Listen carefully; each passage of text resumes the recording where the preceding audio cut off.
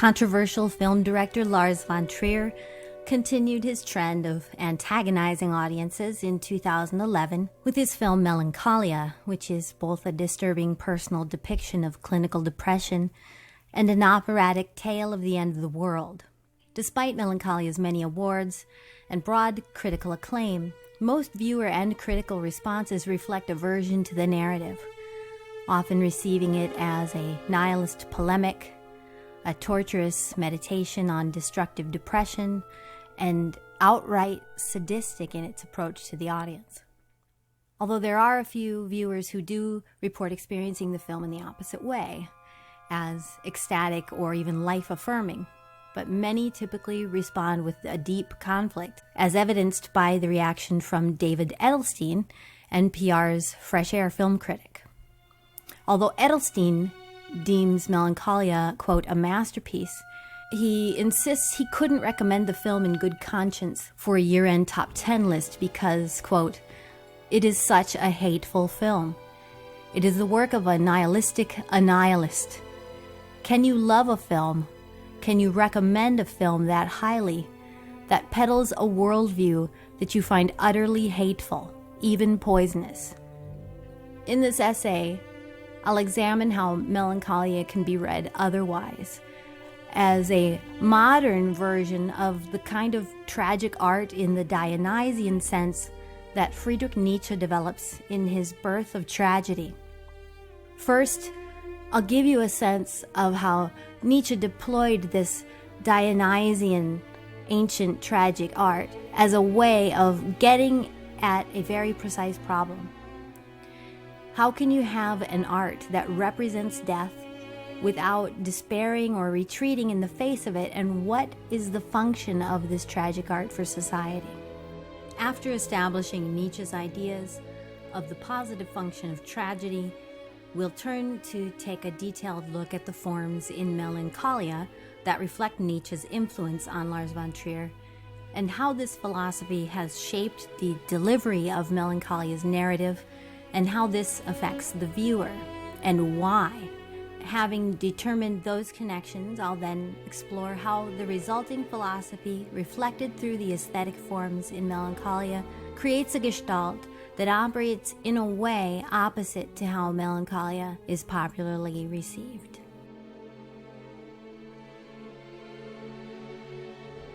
My explanations of the philosophy of Nietzsche will be facilitated through the work of Sylvie Magerstad in her dissertation Illusions for Life, wherein she draws on theories put forward by Nietzsche in the Birth of Tragedy, such as the redemptive capacities of art and aesthetics, what that redemption means, and the acknowledgement that illusion, art, and what she argues later cinema, is always closely related to the state of the society that produces that work.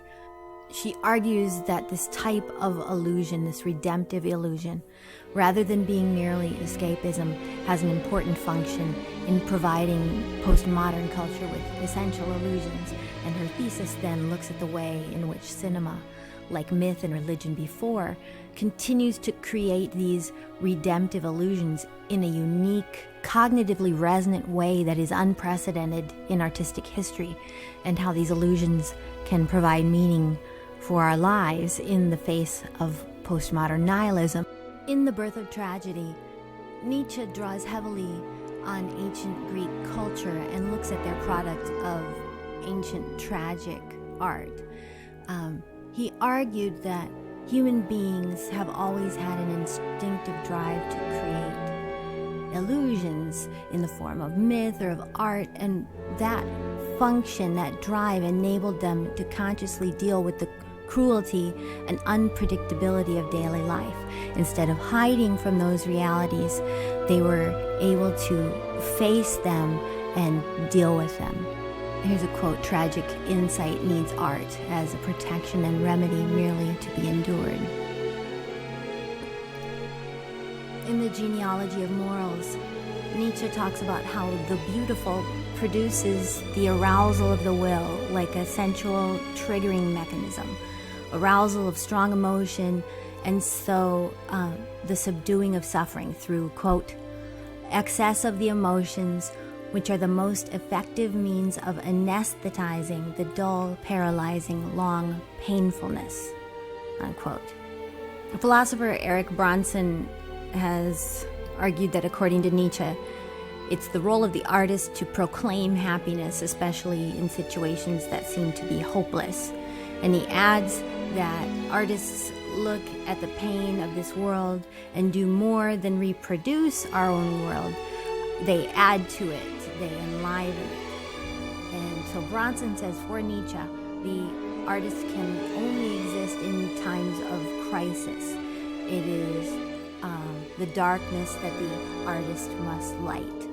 Nietzsche describes the loss of binding norms and unifying concepts as a gradual process that affected post-Enlightenment society, and that events can shatter old systems of images and beliefs, which leave individuals in modern, or for us, postmodern modernity, it leaves those individuals lacking ideological or spiritual certainties, ideas that they can hold on to. And so then they long for those certainties, they long for ideals, and they continue the process of creating illusions that don't help them deal with realities.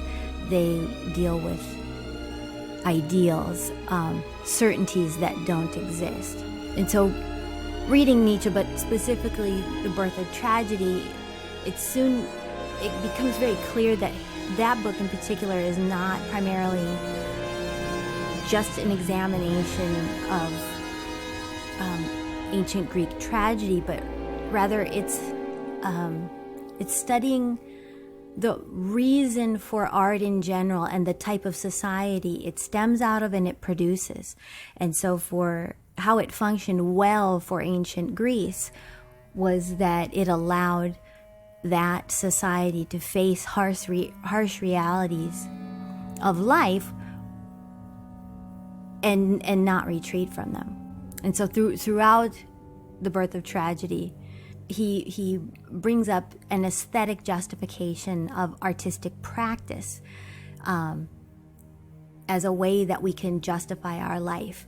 This practice of creating illusion that doesn't separate you with your connection to the physical world is what creates meaning in a world where you might have found none.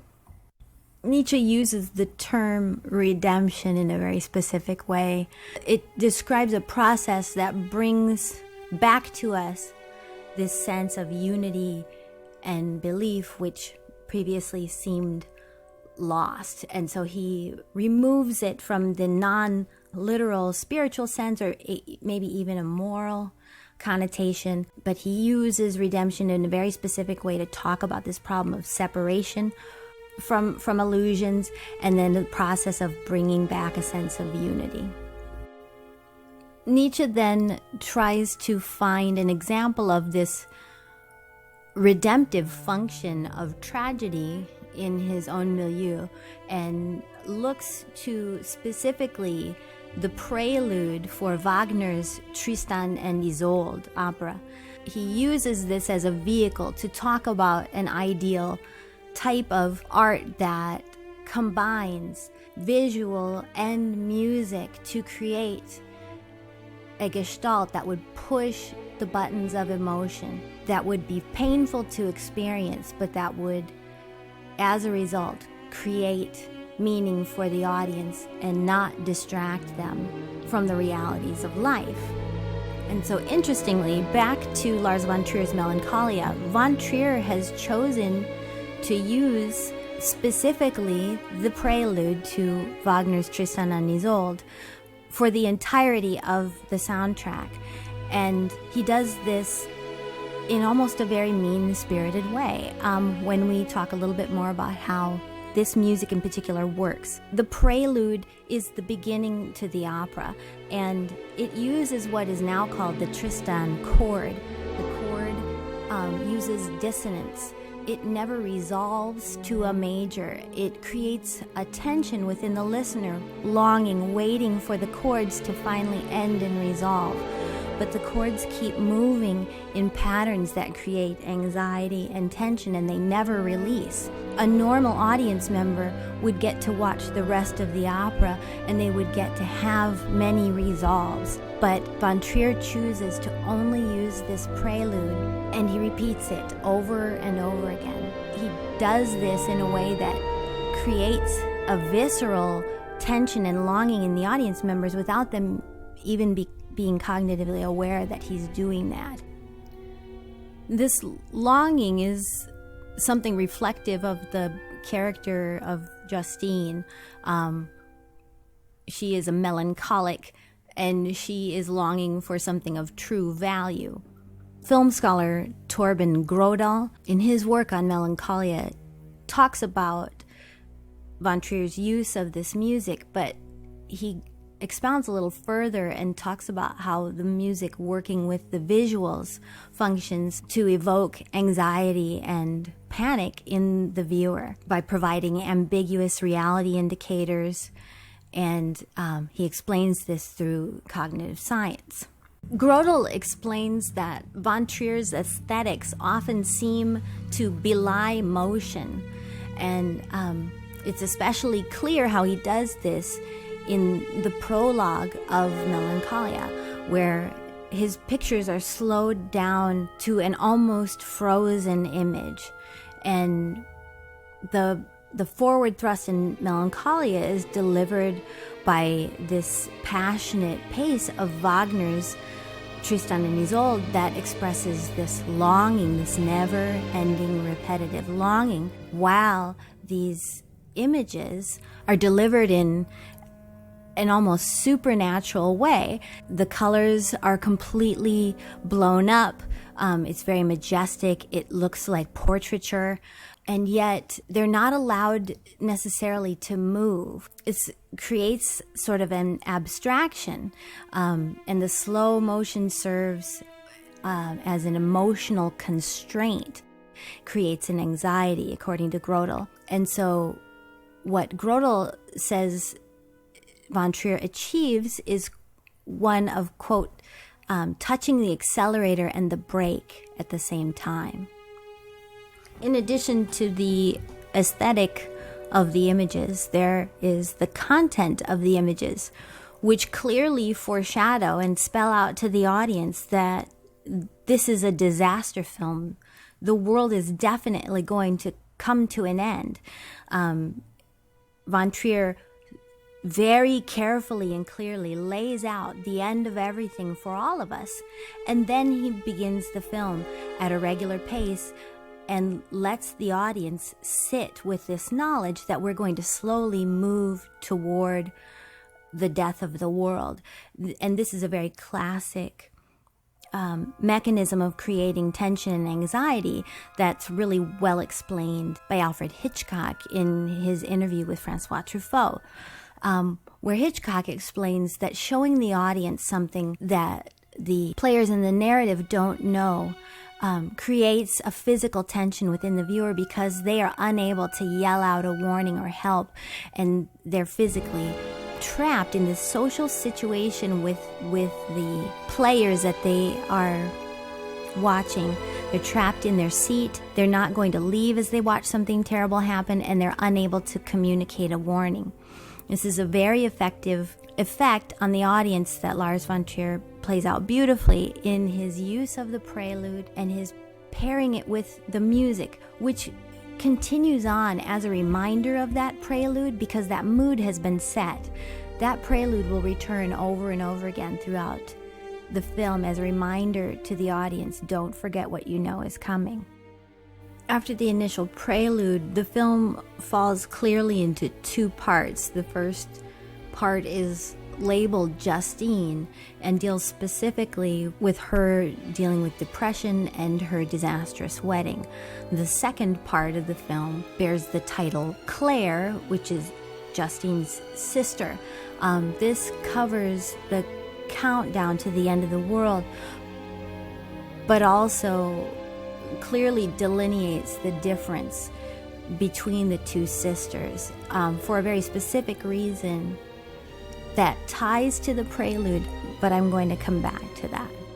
The first half of the film, which shows Justine as a creative, successful woman who cannot seem to engage in the rituals of society happily, serves a function for von Trier because it shows a problem in the conventional rituals of love or marriage or career fulfillment.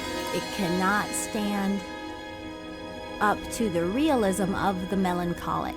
The melancholic has a clear worldview. It longs for ideals but sees these cultural illusions for what they are, and Justine is sent into a nihilistic immobility in her depression because of this, longing for the perfect that's promised by these conventional structures, but through which she can clearly see, and it leaves her destroyed. So this world of human conventions is destroyed by the apocalypse of the wedding. The audience is expecting the apocalypse of the world, but these very safe structures that we know to be normal in life, von Trier is systematically removing these throughout the film, not just in the first half, but with a very dark sense of humor.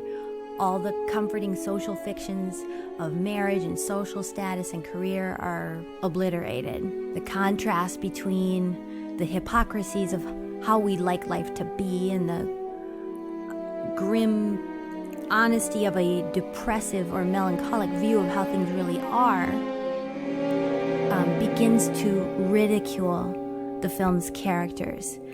They aren't evil. Von Trier posts them up as fragile and almost ludicrous, certainly avoidant of the truth. Another world destroyed by the film, in a meta way, is the world of Hollywood narrative convention of the disaster film, because in Melancholia, you don't see large cities in flames, there's no frantic media reports, you don't see crowd panic. It's a catastrophe that happens not on a grand world stage, but in close-ups in the eyes of the tortured characters. The disaster, the apocalypse that Melancholia is leading the audience to is an irrevocable, inescapable end of all reality. It's made more final because of the verbiage that he has Justine employ, where she removes all possibility of afterlife, of aliens, by presenting Justine with a sort of artist's supernatural knowing. He allows the narrative to pull the rug out from underneath the audience's basic safety illusion, which is, even if we die, the world goes on, life goes on, something goes on. Von Trier's final move to remove that safety of illusion is to make sure that when we arrive at the ending, nothing could be more final. And now remember, when Von Trier was interviewed about this film, he says, in a way, the film does have a happy ending, and it might be his only film that does have a happy ending. Most of the press obviously consider this to be a joke. Later, I'm going to argue why he actually is being literal. There is a way that this is a happy ending. So Von Trier has created what's called sort of a leitmotif. It's a return of themes over and over again, much like what he's doing already with the music.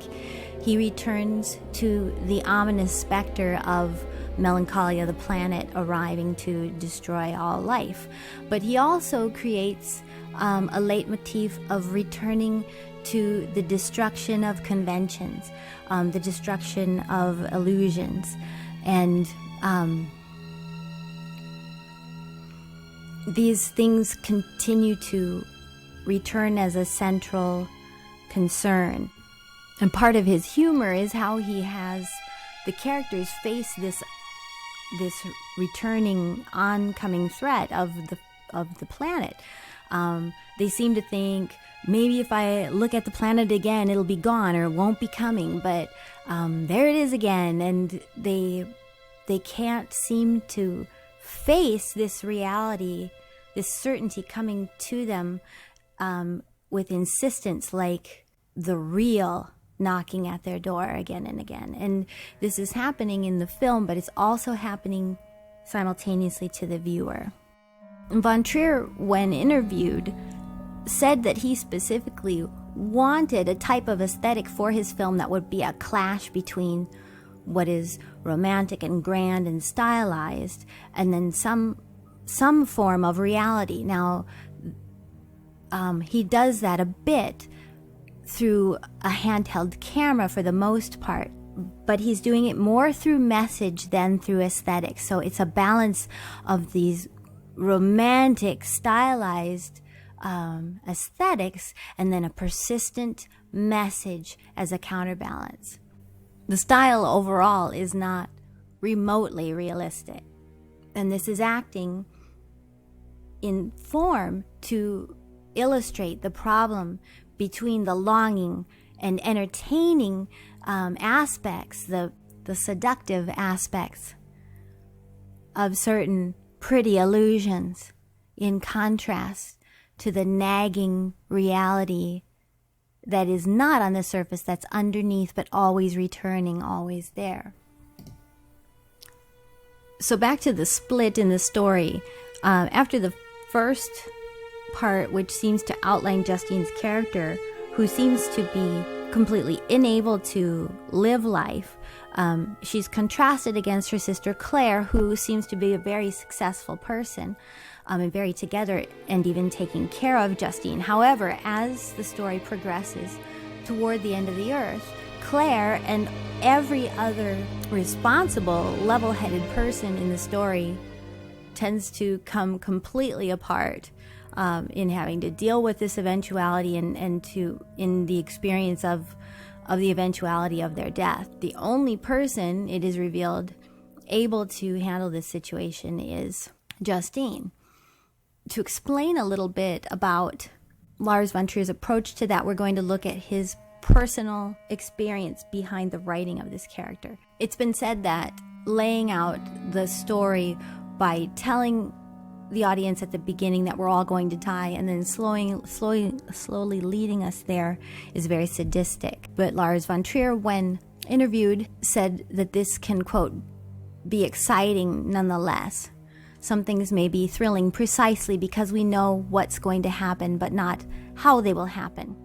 In Melancholia, it's interesting to see how the characters we follow react as the planet approaches Earth. This begins to speak to Lars von Trier having his female protagonists be very much self-portraits. He has said that Justine is very much based on himself and based on his personal experiences with depression and anxiety. After coming out of a very severe depression, von Trier's analyst told him that melancholics are usually more level-headed than ordinary people in disastrous situations. And part of this speaks to what Nietzsche was talking about ancient Greek society and the function of tragic art, in that when a person is faced with reality, with the harshness of life, he's better able to deal with it than someone who's been sheltered from the harshness. And why Attic tragedy served a very positive function for the polis, in that it helped people who might be the most sheltered ever in the history of humanity were still exposed to harsh truths in a transformative way that helped them to be prepared for the unfairness of life. Nietzsche said that illusions are essential to our well-being when dealing with that harshness, and that clinically depressed individuals typically are devoid of larger societal illusions and tend to typically have a pretty accurate self-perception and world perception. They find that their self-perception is one that corresponds to what others actually think about them, and these realities can be incredibly depressing. And so then what in the creation of illusion can be helpful to the nihilist, the clear-sighted melancholic that has seen through the world and arrived at no meaning? How can illusion serve them? Justine, throughout the film, seems to push back at involving herself in rituals that have no meaning. And so now we come to the end of the film. First, I'm going to start slowly by saying the end of the film is a repeat of the beginning of the film in a way. The prelude is a juxtaposition of different vignettes, different moments from the end of the world that are in a way replayed or alluded to at the end of the film, but not in the same way at all. It's almost like taking a mirror image of the idealized prelude to the realistic ending. Although again, this film is not realistic in any way, but compared to the prelude, these are normal shots. There are no grandiose, completely geometric visual patterns. Everything's handheld, and this is what's called a ring structure. It's meant to draw the attention of this dichotomy to the audience. A comparison of the real ending of the world compared to the idealized ending that we were made to long for and expect and wait for from the beginning of the film. There's a function in that. In fact, there are a few dual functions in that. Ring structure is an ancient Greek narrative structure that serves to notice a dichotomy, but also when there is a ring structure, it points you to the center of the narrative to perhaps look for a flip there. And that underscores the difference again between the two halves of the film, the difference between Justine's portrayal and Claire's portrayal, and then their final reaction to this catastrophe. Noticing and thinking about that again, we experience the ending, and the ending, I'll argue, is crucial to understanding why this film is not nihilistic. After von Trier makes these comparisons through form between idealized longing and reality, it's really revealing that he allows Justine to stage or make theatrical their death scene. She ends in a creative act, and this fact is crucially important to any adequate reading of the film. She and her nephew spend their last moments on Earth creating a magic cave. And in relation to the movie's leitmotif, it's an affirmation of the only place one can find consolation, which is in aesthetic creation, in art. Nietzsche's, quote, healing enchantress. In this cave of artistic creation, Justine herself is transformed beyond illusion and beyond the despair that follows the end of illusion. She becomes heroic, she becomes compassionate, and the term redemption suddenly appears for us. And if we apply it to how Nietzsche meant redemption, we are reconnected to the meaning in the physical world. The juxtaposition of the camera angles in the ending clearly compare Claire and Justine one last time. Claire, the logical, level-headed person that we all, as audience members, are supposed to identify with, has no skills to deal with this event and is coming apart entirely incapable of helping her child, while Justine is in the midst of a creative act And the culmination of that act ends in the shot of her nephew, who is entirely serene and calm-faced. And this shows the result for society in this creative act of the artist that Nietzsche speaks of. So in fact, this does represent a hopeful, positive, happy ending in the face of the certainty of all of our deaths, by removing the possibility of the hope of an afterlife, of past and future lifetimes, of alien life living on past us. Von Trier makes us face the inevitability of our deaths and makes us question, if there is nothing else, what then is left? And he is expressing through form and through narrative the message in Nietzsche's Birth of Tragedy, that the aesthetic is what creates meaning for us in the face of a nihilistic existence. It's ironic that people found Von Trier's comment of this film having a happy ending to be a joke, because they also found his one-sheets, the print material that advertised for the film, to also be a joke. If you'll remember, in the wedding scene, Justine's very negative mother bitterly announces in her toast, "Enjoy it while it lasts." And she's talking very negatively about the illusions of marriage that quickly dissipate. Now, Von Trier chose that line specifically for all the advertising work for this campaign, and the press and the public found that, again, to be very mean-spirited. Enjoy it while it lasts. So disappointing, so negative. But I posit that he is being literal, that he is trying to use the film in an artistic vehicle, in an artistic Dionysian way, in the way that Nietzsche described, to wake people up to the realities that they're always trying to hide from, the reality of death, by the illusions that tend to fall apart, that don't hold up. And he's trying to show them how there are ways to create meaningful illusion in our lives that help us to survive reality.